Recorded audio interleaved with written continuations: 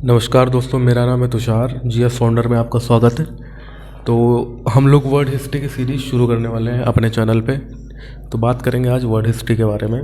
ये एक छोटा सा इंट्रो वीडियो है उस विषय के बारे में जो कि हम लोग आने वाले वीडियोस में देखेंगे और पढ़ेंगे, ठीक है। तो सबसे पहले देख लेते हैं वर्ड हिस्ट्री के बारे में।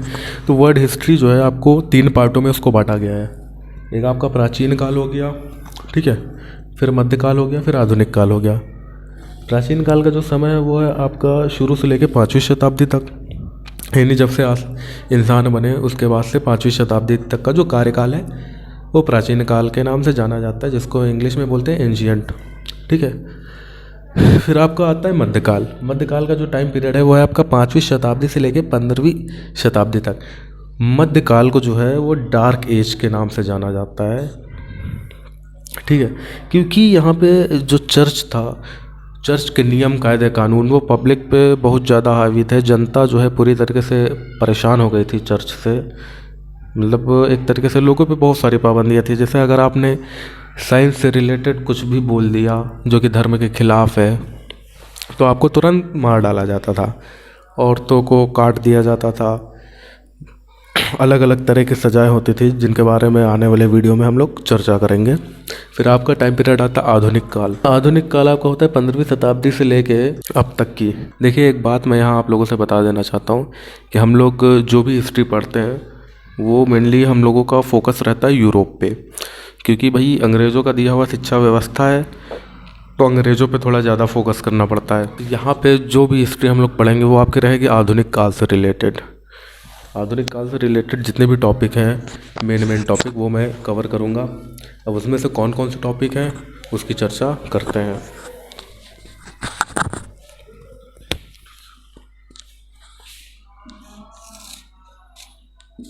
तो आधुनिक काल में जो आपका सबसे पहले टॉपिक है वो है आपका पुनर्जागरण।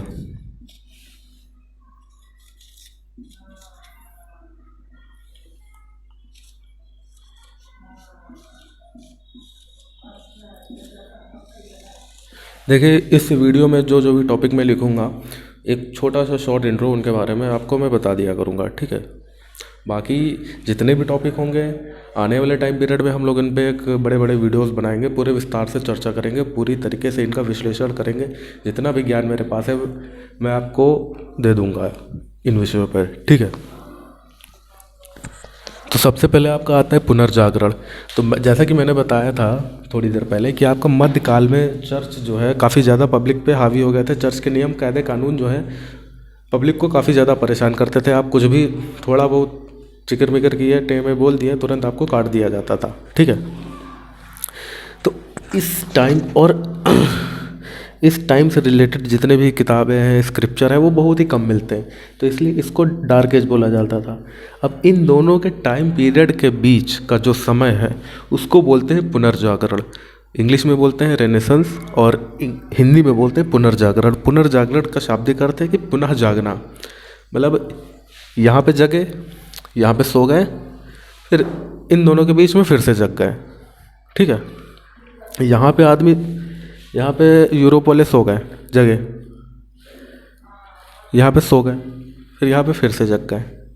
तो इन दोनों के मध्यकाल और आधुनिक काल के बीच जो टाइम पीरियड है वो आपका पुनर्जागरण काल कहलाता है। पुनर्जागरण में बेसिकली हुआ क्या कि लोगों ने चर्च के खिलाफ जाकर बगावत की।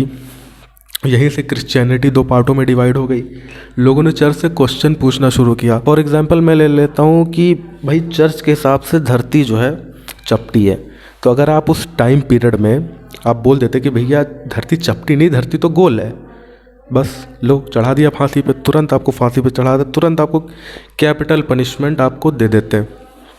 या आपने बोल दिया कि भैया सूरज जो है धरती के चक्कर नहीं लगाता है, पृथ्वी जो है सूरज के चक्कर लगाती है। लेकिन नहीं, क्योंकि भाई चर्च ने कहा है कि नहीं, सूरज जो है पृथ्वी के चक्कर लगाता, तो आपको मानना पड़ेगा। अगर आप नहीं मानेंगे तो भैया मरने के लिए तैयार रहो। तो ये था आपका पुनर्जागरण। पुनर्जागरण के बाद हम लोग बात करेंगे औद्योगिक क्रांति के बारे में।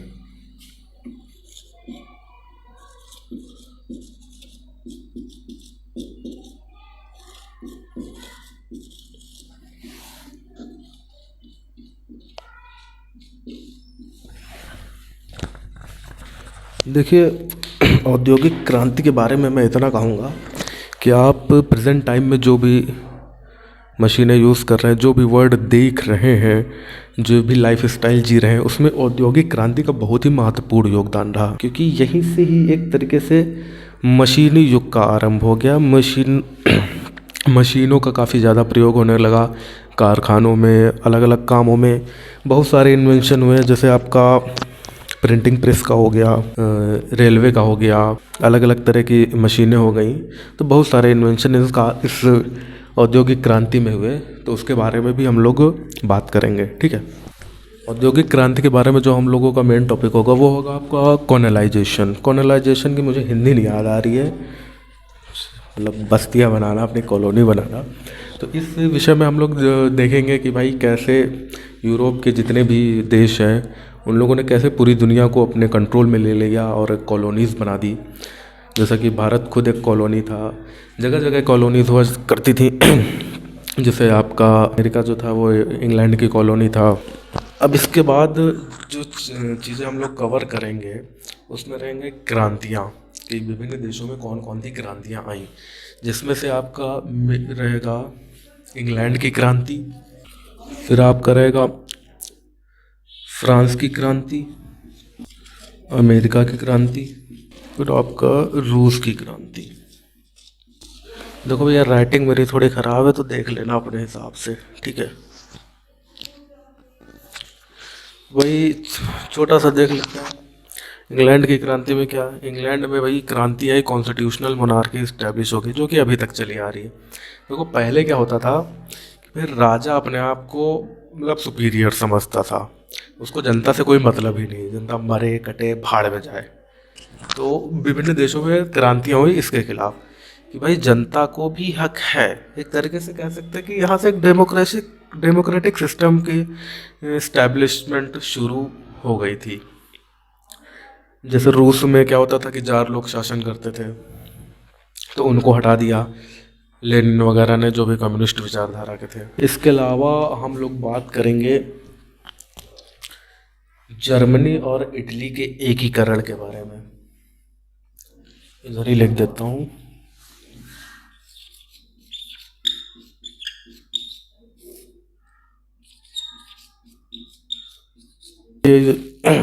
जर्मनी और इटली का एकीकरण। तो इन सब टॉपिक के बाद जो आपका वर्ल्ड हिस्ट्री में मेन टॉपिक आता है वो है आपका वर्ल्ड वॉर। देखिए, अब तक की 2 विश्व युद्ध हुए, सभी लोग जानते होंगे।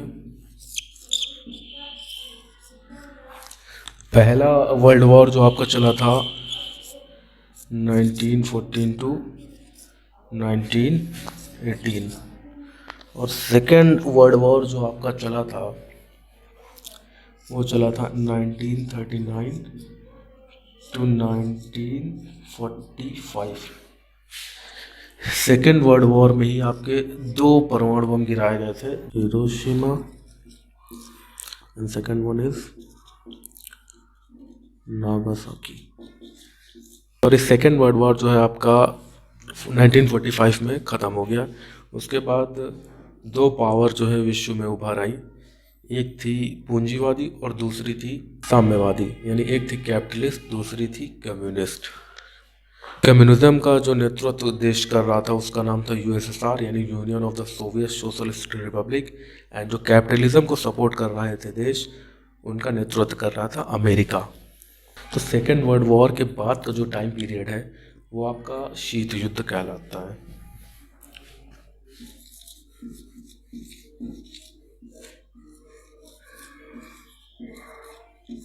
तो भाई शीत युद्ध किन 2 देशों के बीच लड़ा गया, या कह सकते हैं कि किन 2 देशों के बीच हुआ, क्योंकि शीत युद्ध मतलब ये कोई युद्ध नहीं है, एक तरीके से ठंडा युद्ध है।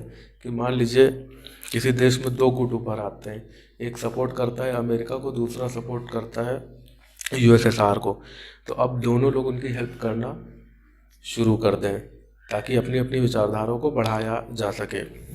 तो एक तरीके से अमेरिका और यूएसएसआर डायरेक्टली नहीं लड़ रहे हैं, लेकिन इनडायरेक्टली वो युद्ध में है। तो उसी टाइम पीरियड को हमारे कहा गया शीत युद्ध, जो कि आपका चला है 1945 से लेके 1991 तक 1991 तक आपका चला है। इसके बीच, इन दो टाइम पीरियड के बीच जो दो मेजर इवेंट हैं उनकी हम लोग आने वाले वीडियोस में बात करेंगे। एक आपका है क्यूबा मिसाइल संकट।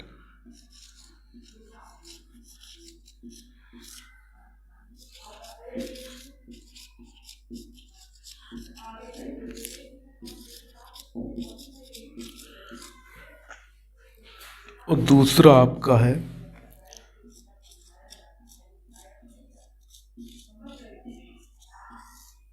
बर्लिन की दीवार।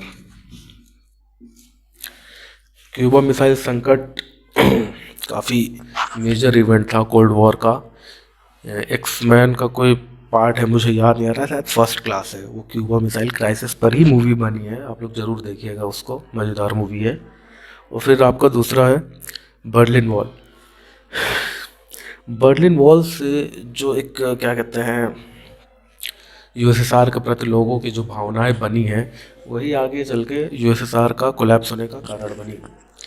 यूएसएसआर में काफ़ी सारे देश थे, फिर धीरे धीरे सारे देशों ने आज़ादी मांगना शुरू कर दी और अंत में 1991 में यूएसएसआर कोलैप्स कर गया, कई देशों में टूट गया और आपके शीत युद्ध का अंत हो गया। अब इन सब के अलावा हम लोग बात करेंगे और भी कई टॉपिक्स कवर करेंगे, जैसे आपका वियतनाम अमेरिका वॉर हो गया, चाइनीज़ सिविल वॉर हो गया। सिविल वॉर के कई तरह के सिविल वॉर भी कवर करेंगे। अमेरिका वियतनाम युद्ध के बाद आपका अमेरिका अफ़गानिस्तान युद्ध हो गया। तो जितने भी वर्ल्ड के पॉइंट ऑफ व्यू से जितने भी इम्पोर्टेंट टॉपिक हैं वो सारे कवर करेंगे। इसके अलावा हम लोग जो है पॉलिटिकल विचारधारा, जो राजनीतिक विचारधारा हैं उनके बारे में भी डिस्कस करेंगे, पॉलिटिकल फिलॉसफीज।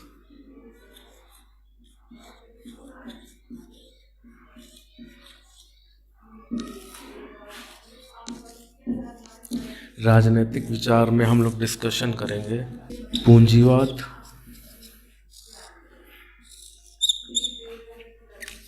साम्यवाद,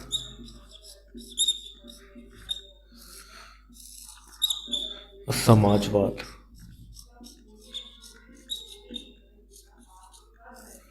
इसको कम्युनिस्ट बोलते हैं, इसको सोशलिस्ट बोलते हैं, इसको कैपिटलिस्ट बोलते हैं। Capitalist, communist, socialist. इसके अलावा और भी जितने भी टॉपिक हैं, अगर कोई टॉपिक मुझसे छूट गया हो तो आप लोग मुझे कमेंट सेक्शन में बताइए, मैं उसको भी कवर करूँगा और उस पर भी वीडियोस बनाऊँगा। तो thank you guys, I hope आपको ये वीडियो पसंद आया होगा।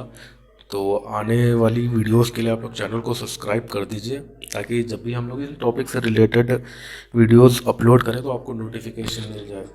अच्छा, मैं एक यहाँ सवाल करना चाहूँगा कि मैं अपने हिसाब से वीडियोस अपलोड करूँ या आप लोग मुझे बताएंगे, जैसा आप लोगों को सही लगे।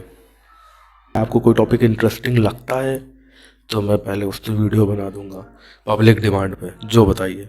ठीक है, थैंक यू।